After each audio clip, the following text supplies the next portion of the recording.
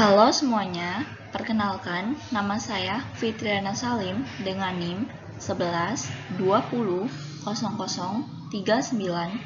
mahasiswa aktif semester 1 Universitas Bunda Mulia dengan prodi akuntansi.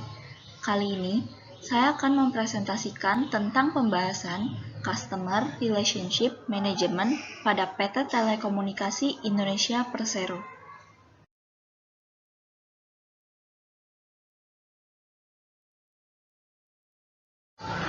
Mari kita bahas pendahuluan. PT Telekomunikasi Indonesia Persero biasa juga disebut sebagai Telkom Indonesia atau Telkom saja. Adalah perusahaan informasi dan komunikasi serta penyedia jasa dan jaringan telekomunikasi secara lengkap di Indonesia.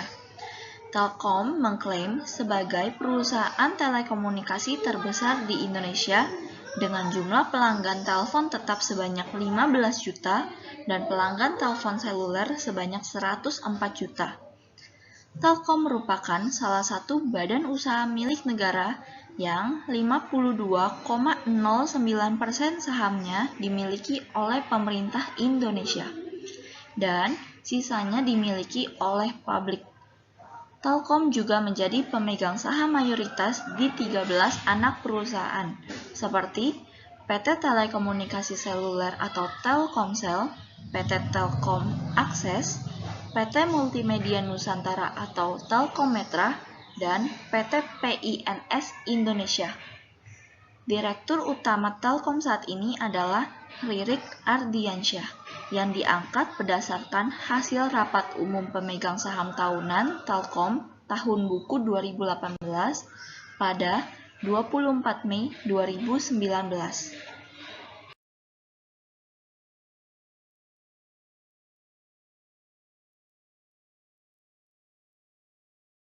Sejarah PT Telkom di Indonesia. Tahun 1882, kemunculan telepon.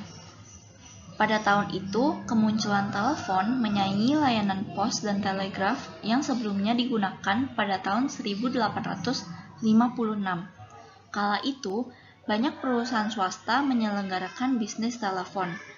Banyaknya pemain ini membuat industri telepon berkembang lebih cepat, dan pada tahun 1892, telepon sudah digunakan secara interlokal dan tahun 1929 terkoneksi secara internasional.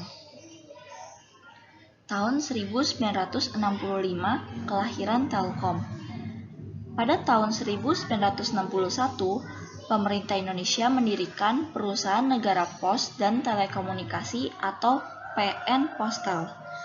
Namun, seiring perkembangan pesat layanan telepon dan telex, pemerintah Indonesia mengeluarkan PP No. 30 tanggal 6 Juli 1965 untuk memisahkan industri pos dan telekomunikasi dalam PN Postel, PN Pos, dan Giro, serta PN Telekomunikasi.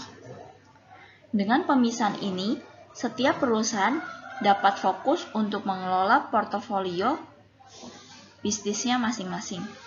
Terbentuknya PN Telekomunikasi ini menjadi cikal bakal Telkom saat ini. Sejak tahun 2016, manajemen Telkom menetapkan tanggal 6 Juli 1965 adalah sebagai hari lahir Telkom. 1995, tumbuhnya teknologi seluler. Pada tahun itu, Telkom Indonesia melakukan self-disruption. Teknologi GSM pada tahun itu mengancam keberadaan telepon fixed line dan revolusi seluler pun dilakukan. Lalu, Telkomsel mendirikan dan meluncurkan kartu Halo Pasca Bayar. Tahun 1997, jaringan Telkom hadir di seluruh provinsi Indonesia.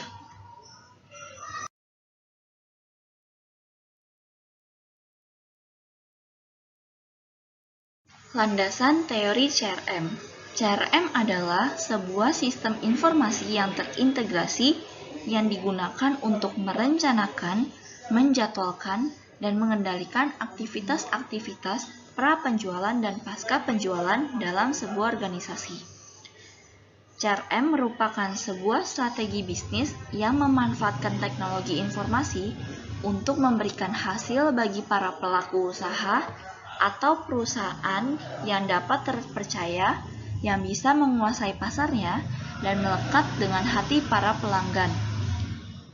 CRM merupakan proses yang selalu bergerak dalam membantu hubungan antara pelanggan dengan perusahaan sehingga pelanggan dapat menentukan ingin tetap menjalin hubungan dengan perusahaan itu atau tidak, serta supaya mengantisipasi hubungan tidak menjadi hal yang tidak menguntungkan bagi perusahaan.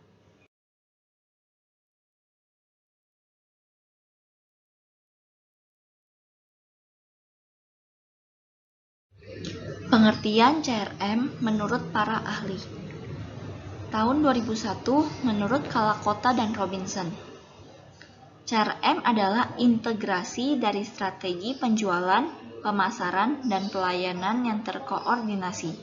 Dapat disimpulkan bahwa CRM merupakan strategi dan usaha untuk menjalin hubungan dengan pelanggan dengan memberikan pelayanan yang memuaskan bagi para pelanggan. Tahun 2001 menurut Temporal dan Trott. CRM adalah kolaborasi dengan setiap konsumen untuk menciptakan situasi dengan meningkatkan nilai kehidupan para pelanggan agar menjadi lebih loyal. Tahun 2002 menurut Loudon dan Trevor. CRM menyimpan informasi pelanggan dan merekam seluruh kontak yang terjadi antara pelanggan dan perusahaan. Dapat disimpulkan, CRM sebagai tempat untuk menyimpan informasi bagi pelanggan dan perusahaan.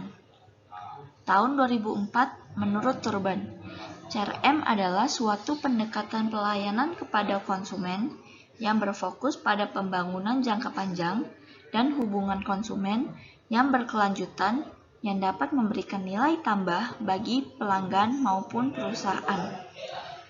Tahun 2004 menurut Armstrong dan Corlett. CRM merupakan proses membangun dan mempertahankan hubungan jangka panjang yang menguntungkan dengan pelanggan melalui penyediaan pelayanan yang bernilai dan yang dapat memuaskan para pelanggan. Tahun 2007 menurut Bootle, CRM sebagai core business strategy yang mengintegrasi proses internal dengan fungsi-fungsi yang ada dalam perusahaan dengan jejaring eksternal untuk menciptakan manfaat kepada target pelanggan yang memberikan keuntungan.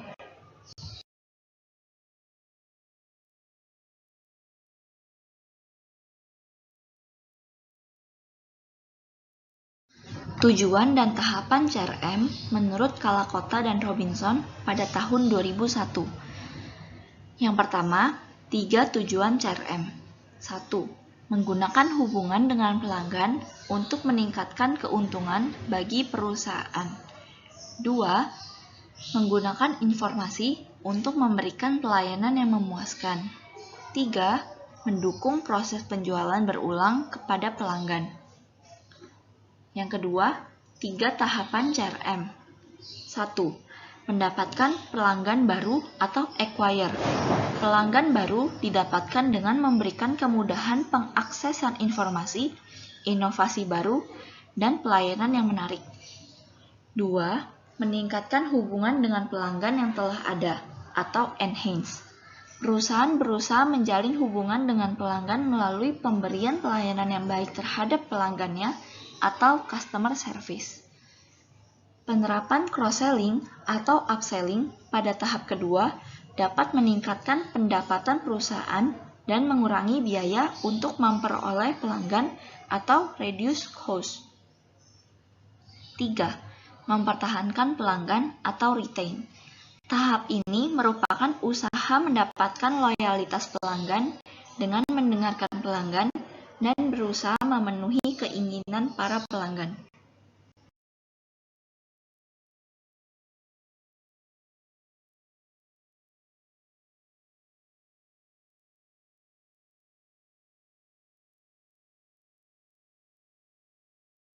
Manfaat CRM dalam bisnis. Yang pertama, mendorong loyalitas pelanggan. CRM memungkinkan perusahaan untuk memanfaatkan informasi dari semua titik kontak dengan pelanggan, baik melalui web, call center, atau melalui staf pemasaran dan pelayanan di lapangan.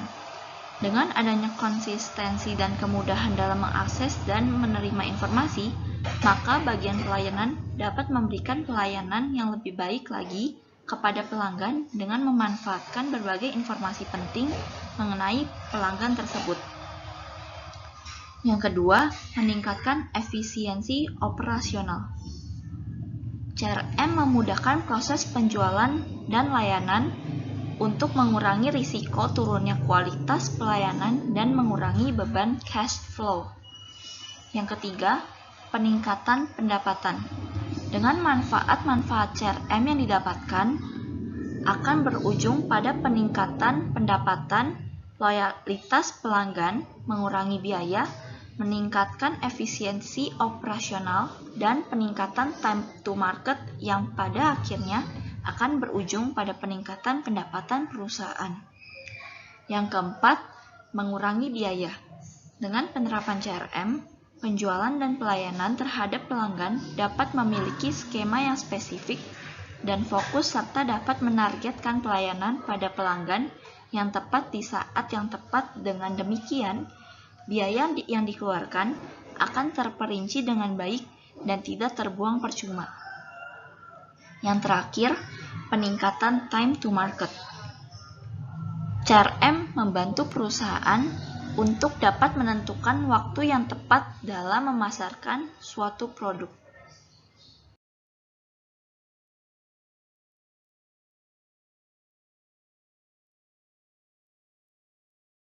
Fungsi-fungsi dari CRM. Yang pertama, mengidentifikasikan faktor yang penting bagi para pelanggan. Yang kedua, menangani keluhan atau komplain dari pelanggan dengan memberikan pelayanan customer service. Yang ketiga, menyediakan dukungan pelanggan yang sempurna. Yang keempat, mencatat dan mengikuti semua aspek dalam penjualan. Dan yang kelima, membangun proses ujung ke ujung dalam melayani pelanggan.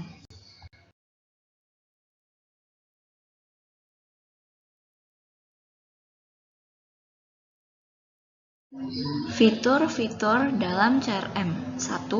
Laporan dashboard CRM.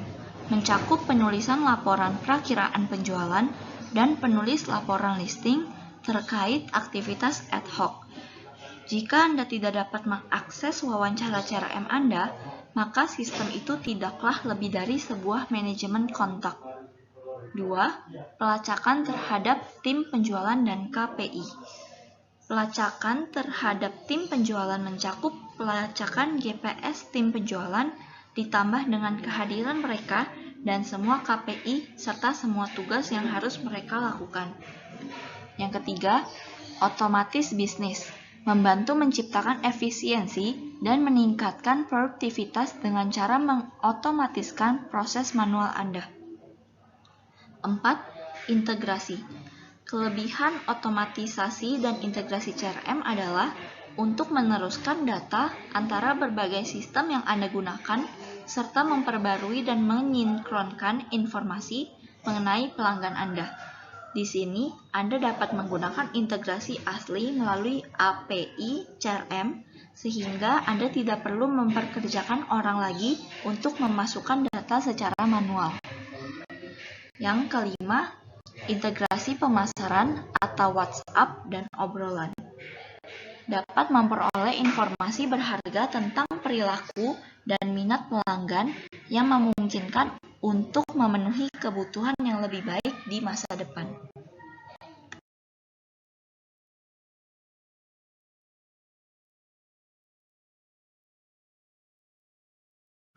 4 aktivitas konsep CRM. Yang pertama, membuat profil dari setiap pelanggan. Profil pelanggan menyangkut aktivitas yang dilakukan oleh pelanggan mengenai penggunaan produk ataupun layanan perusahaan. Ada dua hal yang dapat menjadi parameter perusahaan dalam menentukan profiling pelanggan, yaitu usage dan uses. Yang kedua, membangun database pelanggan yang kuat. Database pelanggan yang kuat merupakan kunci utama pelaksanaan CRM, dikarenakan database merupakan salah satu aset utama dari perusahaan. Yang ketiga, analisis profitabilitas dari tiap-tiap pelanggannya. Dalam analisis profitabilitas, terdapat dua hal yang akan dinilai dari para pelanggan, yaitu penerimaan yang dihasilkan masing-masing pelanggan dan biaya yang harus dikeluarkan untuk melayani masing-masing pelanggan. Yang keempat, interaksi dengan pelanggan yang lebih tertarget dan tercustom. Dengan profil yang lebih jelas, perusahaan lebih mudah memetakan tingkat kebutuhan. Dengan ini, perusahaan dapat memberikan komunikasi pemasaran terpadu yang lebih personal dan tercustom.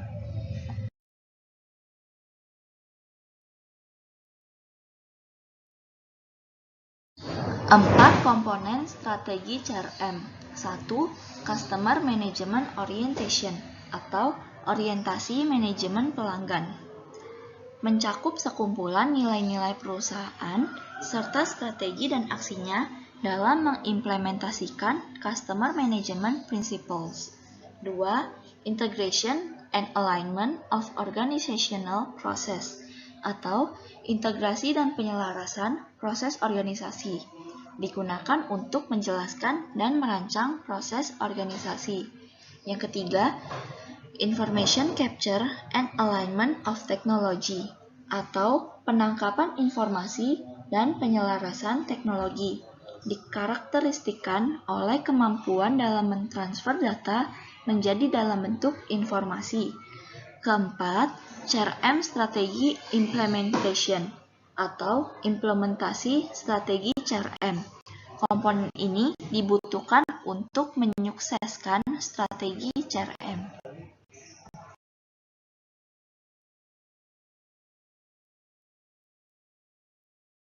Kesimpulannya, PT Telkom mampu meningkatkan usaha pemasarannya dengan memanfaatkan database yang ada, termaksud produk atau jasa yang pernah dibeli oleh pelanggan, dan informasi mengenai segmentasi pasar lainnya dengan aplikasi CRM.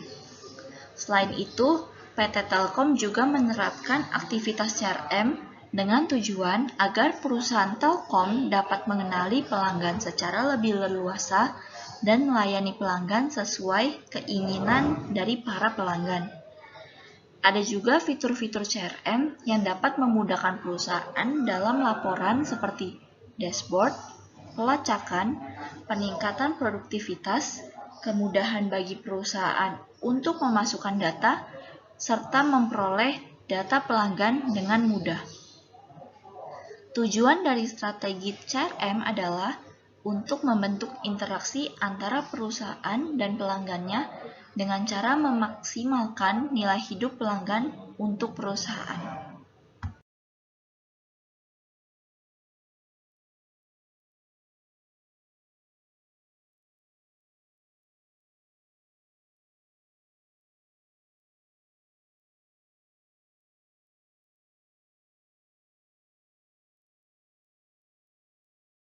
Sekian presentasi dari saya tentang pembahasan CRM pada PT Telkom Indonesia. Apabila ada kesalahan kata dan pengucapan kata, saya mohon maaf dan terima kasih atas waktunya. See you next time.